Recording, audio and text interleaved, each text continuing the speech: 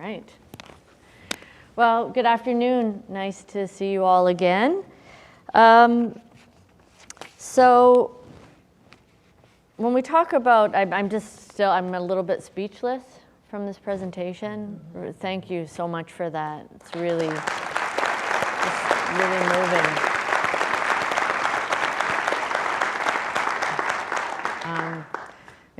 In the United States, Muslims are less than 2% of the population. There's just no way we can make any progress without allies, without people who are going to speak with us and on behalf of us and to our neighbors. Connecting with people, I really believe, is the most effective way of overcoming the fear that people have of Muslims, but the numbers are very difficult, right? It's just really very difficult, which is one of the reasons why we need allies, we need friends, we need our neighbors to say, hey, I know a Muslim, and they're nothing like what you say. We live in a time, certainly, where there are no naive encounters between Americans and Muslims. I don't know if there ever were. I mean, as adults, we know that we spend our whole lives constructing and then deconstructing what we know. It seems like we grow up and we learn, and we learn so many things, and then we question them and start unlearning them, and it's just this constant process of trying to make some order of the world, and then realizing that our perspective's limited or wrong or skewed. And that's why I do agree with the Dalai Lama that it's so important that we understand our minds and we understand the way that our attention works, why we pay attention to some things and not others, how we make risk assessments, how it's very easy for us to be manipulated. And the reality is that we will always remember traumatic, upsetting, disturbing images. That's a survival mechanism for humanity. We could see 100 pictures of Muslim teenagers planting trees or Muslim families sitting and having dinner. We could even see the women being elected head of state. But we're not going to remember those images. We're going to remember the images we see of violence and trauma. I ask many audiences not only about heads of state, how many Muslim women have been heads of state, but how many Muslims have won the Nobel Peace Prize? It's a lot in the last dozen years, and just. There have been 3 women in the last dozen years, and many people remember Malala Yousafzai, and they remember her because she was the victim of violence. She's a person who was a victim of violence, but also, tremendously articulate, charming, advocate for education. But what about the other 2 women who weren't victims of violence? Tawakkut Karman, who led a non-violent, peaceful political revolution in Yemen, which is one of the most conservative, tribal Arab Muslim societies. And the pictures of her leading men and women, and her husband at home with the kids and bringing the kids down to her tent in the middle of the square where she was leading this peaceful revolution. I've yet to be in a general audience and had anyone say they remember her or know her. So we have this problem. We have a knowledge-based problem. We have a perception-based problem. That's not counting down, do I? Okay, all right. I started public speaking probably in the late 90s, regularly giving talks to civic organizations, churches, synagogues, and I really did notice the shift in about the mid-2000s, and it was during when the Iraq War really got going, when the occupation of Iraq and all the violence got going there, that audiences I encountered no longer had any sense of openness.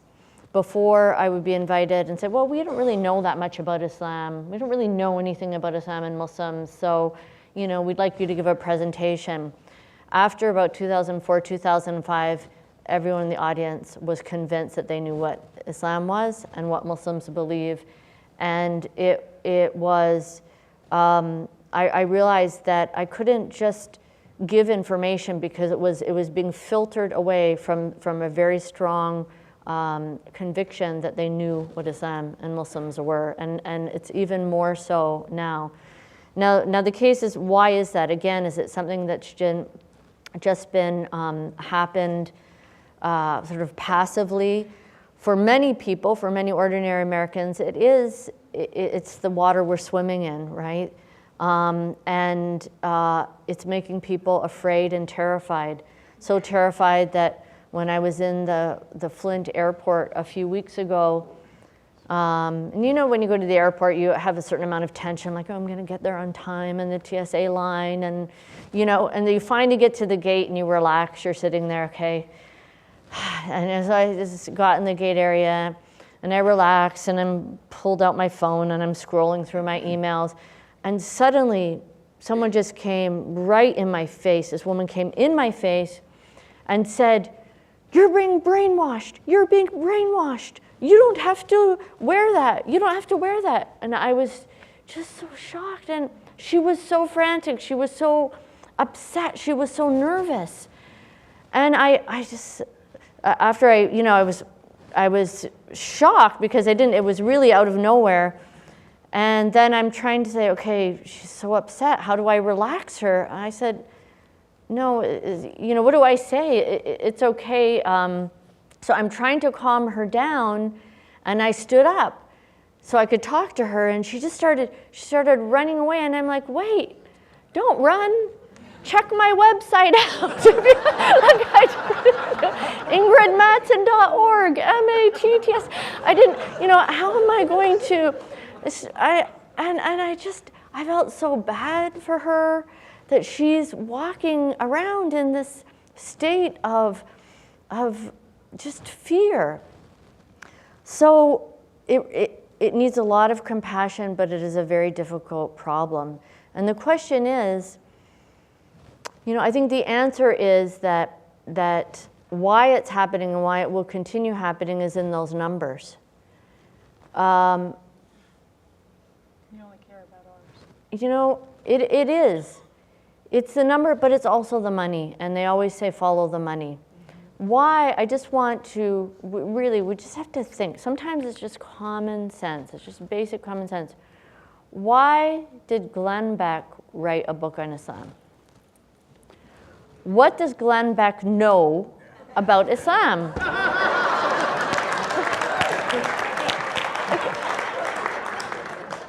What did he get, And why are people buying his book on Islam? Why would they consider him an authority on Islam?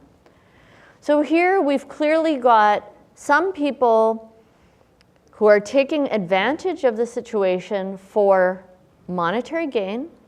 They're making a lot of money. There are people, we saw the money that's being spent on the war on terror. Some of those people, that probably doesn't even include the self-style experts and the people, if you go on Amazon and they claim to be experts on Islam and they're selling books about how horrible Islam is. So there's a lot more money being made there. Think tanks popping up all over the place, strategic this and, analytic critical this and security this and putting forth, packaging people to come and further this message that Muslims are scary, Muslims are terrifying, and they're not telling you the truth. And this is really the most insidious part of it. Because I've been told by audiences that I don't understand Islam.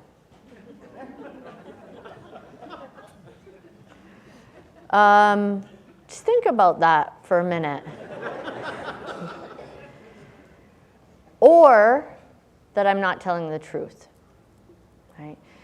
And there is and I'm going to focus on this because it's really important and it's going around more and more. And it's something I heard, unfortunately, from someone with a religious education in a government-appointed position who, even I always feel like I'm beyond being shocked, but then something else happens and I'm just shocked again, who said to me, okay, you've explained these things. You've written a book on the Qur'an where you've put the verses about war and peace in context, and you've explained to us certain things about, for example, the moral trajectory of the Qur'an, how most Muslims don't want to relive the 7th century, but we want to take the values, the principles. Of course, our ritual life is based on the teachings of the Prophet Muhammad, may God's peace and blessings be upon him. But I mean, for the vast majority of us, except for those utopian fundamentalists, we're not interested in, reproducing like some kind of weird, play, the 7th century, right? We want to work towards the increasing liberation of humanity, etc. And he said to me, well, I have to ask you a question. How can we trust anything you say when we know that Muslims have a religious, what did he call it? Like a religious precept that you're supposed to lie about your faith. And he said, it's called Taqiyya. So they know nothing except for this thing. So this Taqiyya means dissimulation or concealing. And so what he said, and this is an educated person in government position, saying that Muslims are concealing the truth about their religion behind this, which is then, if you look at imagery about Islam and Muslims, it's all about being hidden, right? So I mean, honestly, I'm so tired of voyeuristic metaphors: behind the veil, beneath the veil, unveiling, lifting the veil, peeking behind the veil. What's behind? It's really just so overdone. But you'll see the images. It'll always be someone with a masked face, right? Someone. So we don't really know who these are, and this is a very significant, very old accusation about Muslims. So in the time I have, let me just tell you what this means. Muslims, if they are being tortured, if they are being at risk of having their life taken away, it is allowed for them to say, no, I'm not a Muslim. How do we know this? Where did this happen? I mentioned this morning about Ammar, Sumayya, and Yasir. Ammar and Sumayya, slaves in Mecca who were tortured unto death, Sumayya being sexually violated in the torture before being killed for being a believer in Mecca.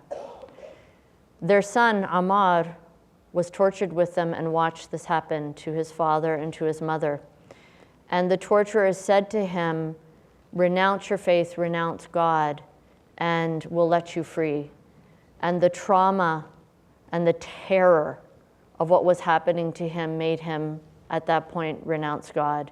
And he went to the Prophet Muhammad crying, weeping. He said, I've been ruined, absolutely ruined. And he explained what happened. And the Prophet Muhammad, may God's peace and blessings be upon him, said, if they come to you again, say the same thing. Because God knows what's in your heart. And he was not in a state where he should lose his life in this horrible way for this. So, I think the beginning of perhaps a truly fascist state, in the sense of, well, a totalitarian state in the modern world, I think the seeds of it really came in under the Inquisition in Spain. When it wasn't enough for the Jews and the Muslims to, under threat of force and persecution and torture or being banned, when they gave up their faith and they said, we're Christians. Because the Inquisition said, no, they aren't really and honed all of the instruments of torture and terror to try to find out what they really were. And is this how we'll find out who's a Muslim when we decide to ban Muslims from the United States? I don't know. But in that context, there were those, both Jews and Muslims, who concealed their faith, hoping that eventually they would be freed from this tyranny, freed from this oppression, and one day being free to have their faith. And the idea of the perfidious Jew, the Jew who is lying and sneaky, and the Muslim who conceals his or her faith and doesn't show you your true face, became a dominant trope in Western literature that then continued to characterize who are these Semites until today. So that's the reality of the situation. And so this idea of don't trust the Muslim has very deep, insidious, and very disturbing roots in our culture, and we have to be extremely careful about it.